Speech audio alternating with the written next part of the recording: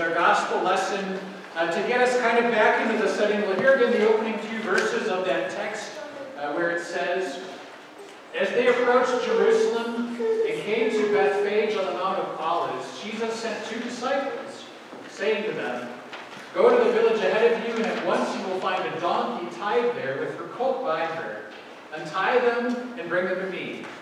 If anyone says anything to you, say that the Lord needs them, and he will send them right away.'" This is God's word. So dear friends, several years back, my wife and I guess you'd call it binge watching, although it didn't really exist 7, 8 years ago, but we binge watched the HBO series John Adams. Binge watching back in that day was getting the video from Netflix and sending it back in the mail and getting the other one a couple days ago. Maybe some of you remember doing that. Well, that's what we did with this show. We got through, I think, all 8 hours of the miniseries in about 10 days, which is pretty impressive if you consider the mailbox time, getting it out and getting it back again. But the reason we watched it so much is because the story was just really interesting and brilliant. It tells the story of John Adams, the man who had a huge role in the founding of our nation, the second president of our nation. It tells the story of his life, beginning with his time as a lawyer in Boston. A lawyer in Boston called to defend the British soldiers who were charged with massacring people in Boston, the Boston Massacre. So he was charged with being their legal defendant. Then from there it tells the story of his role in our nation gaining its independence and its founding. It tells of him working under George Washington as the first vice president, and then eventually the second president of our nation, and then of course the many years of his life that he lived after that time as well. But what's kind of interesting, especially in connection with what we're looking at today, is when it came to the last days of his life, the last hours of his life, I think out of all 8 hours that the film spent talking about John Adams, I think it gave about 15 minutes or so to the last days of his life. And probably the reason for that is just there wasn't a whole lot going on. But you contrast that, and the story of John Adams is typical of most biographies. There's just not a lot said of people's last days. You contrast that with how the Gospels treat the life of Jesus. And the Gospels give way more time, ink, and attention to the last week of Jesus' life than do any other kind of biography out there. Take Matthew, for example. Matthew's Gospel, the one that we're looking at today, Matthew devotes about 7.5 chapters of his writing to the last week in Jesus' life. It's 7.5 chapters out of 28 total, which accounts for about 25% of everything that Matthew wrote dealt with the last week of Jesus' life.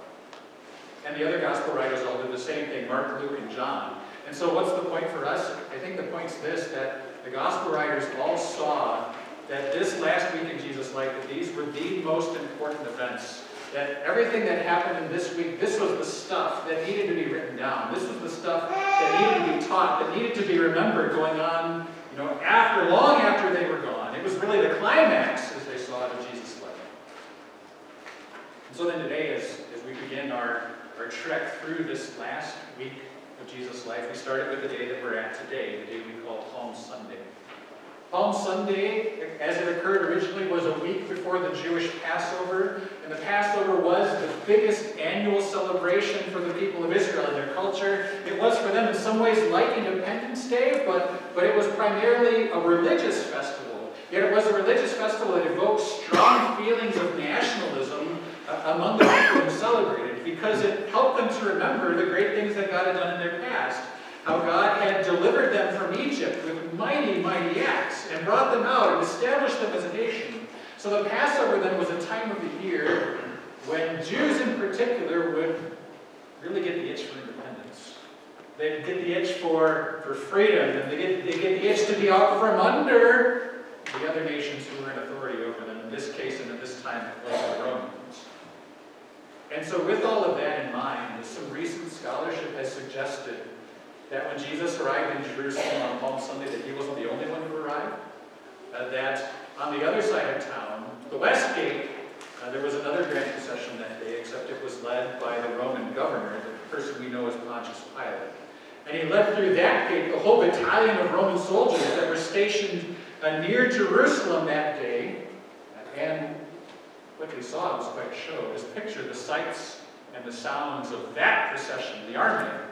The soldiers marching in their beat, the thud of their feet going in rhythm. the clanging of their armor, the sound of the chariots and horses going through, and see, all of that was happening on purpose.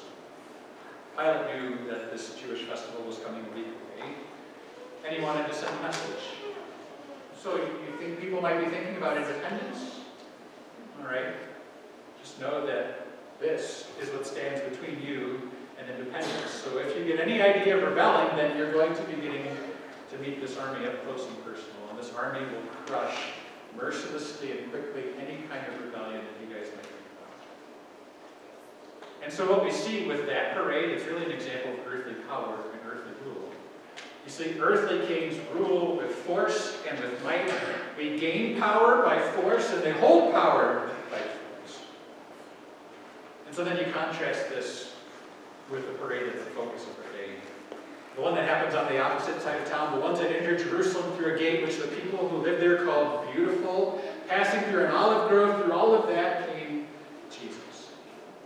And so now as we look at what Jesus does on this day, what we'll see is that when Jesus arrives into Jerusalem on this day, he's making a deliberate claim about who he is.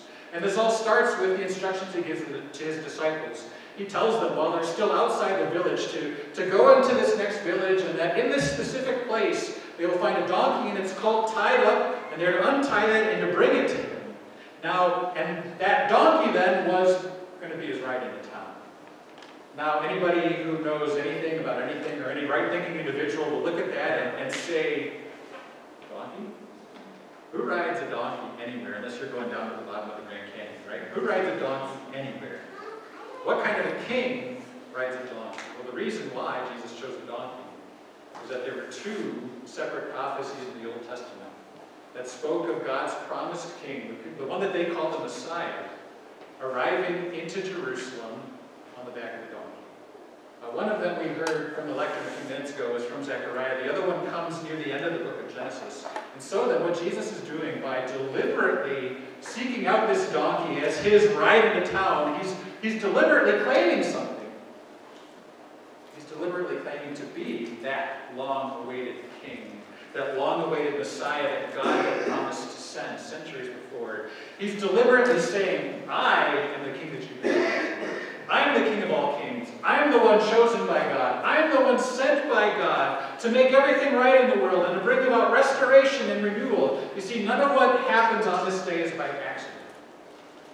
And so we see all of that in the donkey that Jesus chose. And then from the donkey, we look at what happens as Jesus rides into town. The people spread their cloaks on the road. They wave the palm branches, as we heard about in the children's lesson. And then what are they shouting at Jesus? They shout, Hosanna to the Son of David. Blessed is he who comes in the name of the Lord. Hosanna in the highest heaven. You see, Hosanna, it's Hebrew. It means God save us. It was a shout of praise. The Son of David, well, that was a title. That title the Jews used to refer to that Messiah king, the one that God had promised to send. You see, that king, it was promised that he would be a descendant of David. So Son of David is another way that they acknowledge the Messiah. And then finally, to come in the name of the Lord is to be sent by the Lord and to do the Lord's work. And so we combine all these shouts of praise that the people made toward Jesus, and what are they acknowledging about him? They're acknowledging that he is that Messiah king. And then finally, after this, when Jesus arrives in town, he goes to the temple. And maybe you noticed this when we read the lesson before. He goes into the temple, and he starts talking about the temple, not as God's house, not as the Lord's house, but he calls the temple my house. And then he goes about flipping over the tables of money changers, driving them out, really rearranging the place, only like somebody who owned the place would actually do. And so we look at all this that Jesus does, and if you're familiar with his life and the way that he conducted himself prior to this, it's actually quite shockingly different. See, prior to this, anytime Jesus did a big miracle, anytime somebody recognized him as the Son of God, and even publicly acknowledged that, Jesus always had the same reaction. He always said, be quiet. Don't tell anyone. I don't want anyone to know this. And yet, what happens on this day? And he's deliberately making these claims, seeking out the donkey, trying to fulfill that prophecy. He's letting the people publicly, shower these praises on him, calling him the Son of God, calling him the Messiah, doing it all in public for everyone to see and hear. And then he's marching into the temple and acting like he owns the place. His purpose in all that is quite simple. He does it all to confront the people, confront the people with the reality of who he is. You see, when they're confronted with the reality of who Jesus is, that he is the Son of God, the Messiah, the King, what you see is that there's two reactions to it. It's either on one hand, it's crown him and worship him as the King and as the Savior that he is, or on the other hand, it's hate him and want to get rid of him with all of your might. Crown him or kill him. And you see those two reactions in the people on this day when Jesus rides into town. When that owner of the donkey saw the disciples taking his animal, all that they needed to tell him to alleviate his fears was, the Lord needs him. Oh, Jesus needs this? It's okay. It doesn't matter how long they were going to have it. It doesn't matter if you're actually ever get it back again. It doesn't matter what they were going to use it for. Jesus needs it, just take it. That's coming, right? On the other hand, look at those religious leaders, the ones in the temple. When they heard those children praising Jesus, shouting, proclaiming him, Hosanna to the Son of David, they were indignant and mad. Do you hear what these children are saying? They wanted to kill them, and eventually they would a few days later. You see, like those people, Jesus wants to confront you and I with the reality of who he is. When we look at that passage that Matthew quotes about Jesus coming into Jerusalem, it says, "See, your king comes to you." And when it says that, it doesn't say, "See, a king comes to you," or "See that their king comes to you." No, it says, "Your king." Jesus is your king. And so the question for all of us to consider today is, how are we receiving him? Are we crowning him with praise and honor and glory, or are we taking the reaction of those Jewish leaders and seeking to eliminate him? And, of course, the reaction if you're gathered in a church, right? The reaction that you want to have. You say, I want to be crowning him. I want to be crowning Jesus as my king. What does it look like if we're crowning him as our king? Well, then in some way our life is a reflection. Our life is a reflection that Jesus is our king. So if Jesus is your king, then what you seek to do is to have your values represent his values in all areas of your life. That would mean that, for example, seeing every human life as a precious soul. No matter who it is, no matter the age, no matter the race, no matter the income, no matter the background, no matter anything that we might use to divide ourselves up. Jesus says, if you're like me, if you're with me, you see everyone as being important. If your life reflects Jesus as your king, then you'll also be willing to put aside your own ego, to put aside your own will, your own agenda for the sake of his agenda. You'll be willing to give up some pleasures and comforts from your life for the sake of doing his will.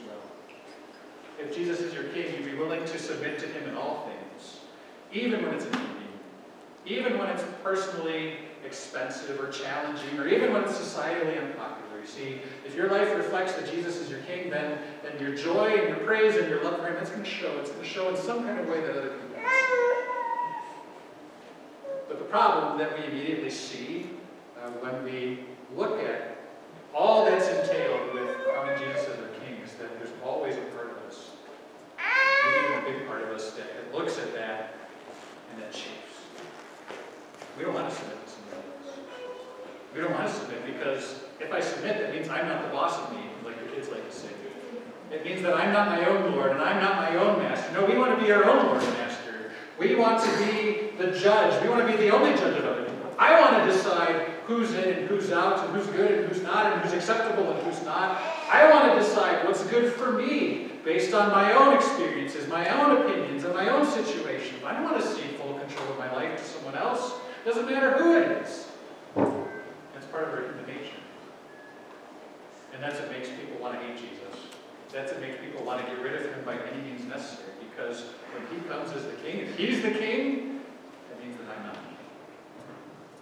So then what about you? How are you receiving Jesus? Is it crown him, or is it kill him?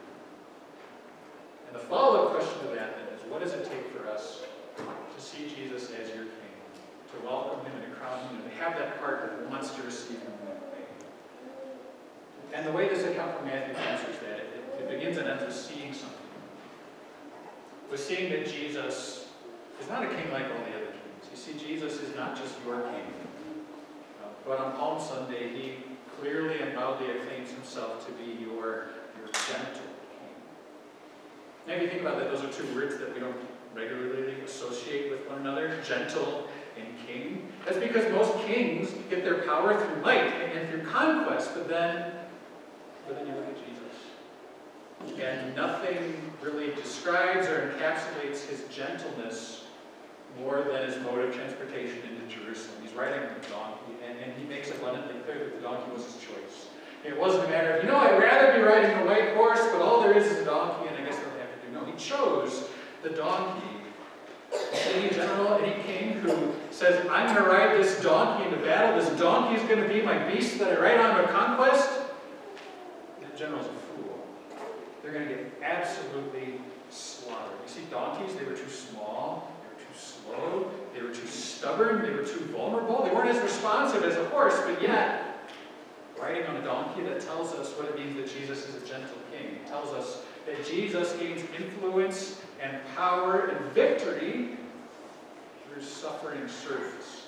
He gains victory through weakness and through apparent defeat, and not through coercive power. And so he's riding into town to do exactly what you would expect someone riding in a donkey to do. He's riding into Jerusalem to die. You see, if Jesus came in might and power, we would run and hide from him because we'd be so afraid of him, or we would absolutely chafe under him. But Jesus doesn't come to us in that way. He comes to us as the gentle king. He comes to us and he saves us as the gentle king. You see, it's been said that the essence of sin is the servant putting himself in place of the master, the servant putting himself in place of the king. And when you think about why we chafe under Jesus as our king, that's really at the heart of it, right? Because we want to be the king and not him. Well, the essence of the Christian gospel, the essence of what Jesus came to Jerusalem to do, is the opposite of that. It's the king coming and putting himself in the place of the servant. And that's what Jesus does. Jesus came to Jerusalem to die in our place. He came to die in our guilt and in our shame on the cross. Jesus came to die for all the times that we had chafed under God's rule. And then by his death, he wins the ultimate victory. The ultimate victory for us and for all people. This ultimate victory that Jesus brings wins us forgiveness of all sin and guilt. It wins us freedom from shame, and will bring us ultimate deliverance from sin and death, so that a day is coming when we'll be free from them completely. And this victory from Jesus, it's assured because he didn't stay dead. On the third day, he rose from the grave. And so you see that Jesus is your gentle king. He's your gentle king for every day, for every moment of your life. He doesn't come to you promising peace and safety, but he does promise you that in his kingdom, when he's your king, you have something a lot better. You have peace with God. He doesn't come promising to bail you out of every trouble and every hardship that comes your way in life, but he does promise you that he'll send his angels, and those angels will accompany and guard you and protect you every step of the way. He doesn't promise you that people are going to like you because of him, but he does promise that he will never leave you, that he will never forsake you, and that he will give you Christian friends to encourage and support you along the way. He doesn't promise to give you everything that you want in life. But he does promise that in his infinite and immense wisdom, he will give you everything that he knows is best and everything that you need. He doesn't promise that your life will be easy. But he does promise that no matter what happens in your life, no matter how horrible it may be, that he can take that event and he will use it and he will work it for your eternal good. You see, this is the kind of king that Jesus is. Jesus is the kind of king who comes and he dies for you to make you fit for his kingdom. And then he clothes you with righteousness and perfection. And then he shares the blessings of his eternal victory with you. You see, Jesus, the gentle king, is different. He's not the kind of king who comes into town forcing you to crown him, forcing you to praise him, demanding that you submit to him. No, Jesus doesn't come to conquer your heart. He doesn't come to break your will. He comes to win your heart with his love. You see, the gentle king, the king who lays down his life for you, that's a king that you can trust. That's a king that you can have full confidence in, that king, he's not out to control you, he's not out to manipulate you, he's not out to use you, but the king who lays down his life for you, that's a king who's out for your good. Jesus, the gentle king, is one that you submit to, that you can submit to, not because you have to, but because you want to. And so the only way to see Jesus as your king is to see him as your gentle. So as Jesus arrives in the town, look at him, see him there, see your king comes. He comes, yes, to confront you and I with the reality about who he is. And so receive him as your king. Listen to him with an eager heart and with a joyful spirit. And we can do that because we don't just see him as our king, but we see him as our gentle king, the king who comes to die for us, to save and rescue us forever. So yes, see Jesus as your king.